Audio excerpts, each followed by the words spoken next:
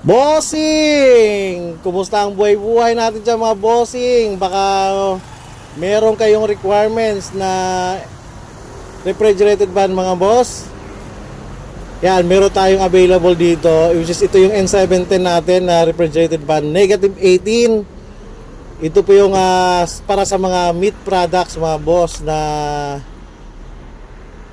mga na-rep van.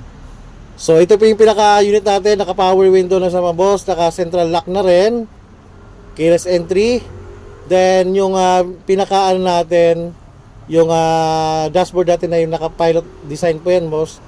Then yung upuan naman natin mga boss, napakaluwag yung ano natin, yung leg room saka headroom.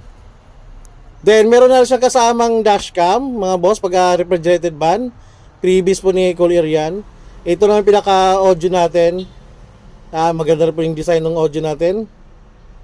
Tapos naka-bluetooth na rin yan. Meron na siyang audio control sa ano natin, sa steering wheel. Saka yung pag sumagot tayo ng phone, meron na rin. Tapos naka-power steering na rin yan mga boss.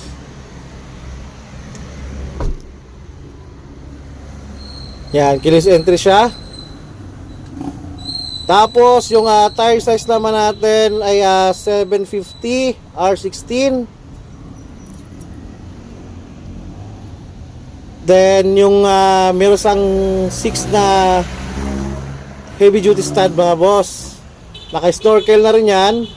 Yan po yung air intake para sa turbo natin mga boss, yung snorkel na yan.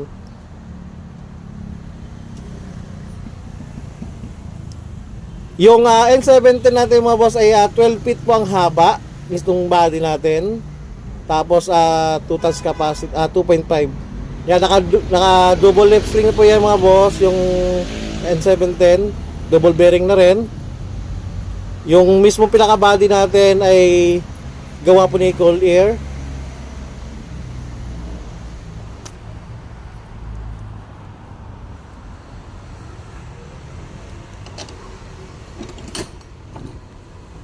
So ito naman yung pinaka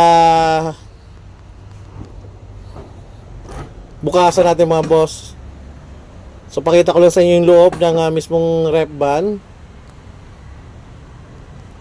So ito yung pinaka loob, ito yung pinaka ano niya, freezer niya. So pula stainless po yung pinaka natin flooring natin.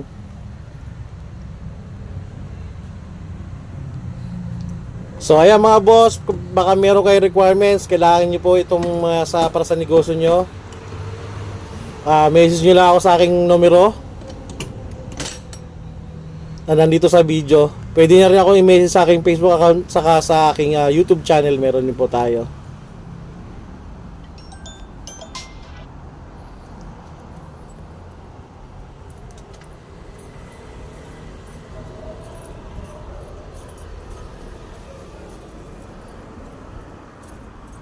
So ito naman yung pinaka side mirror natin mga boss. Magandang klase na po yung side mirror natin kasi mas malaki, mas malapad. Tapos meron na sa pang blind spot. Then yung pinaka headlight natin mga boss ay full LED na siya, saka naka daytime running light na rin. Then yung grill naman natin ay naka eagle wing design po yan. So ayan mga boss, pag meron kayong requirements, kailangan nyo ito ng ganitong unit, message nyo lang sa aking number. Maraming salamat mga boss.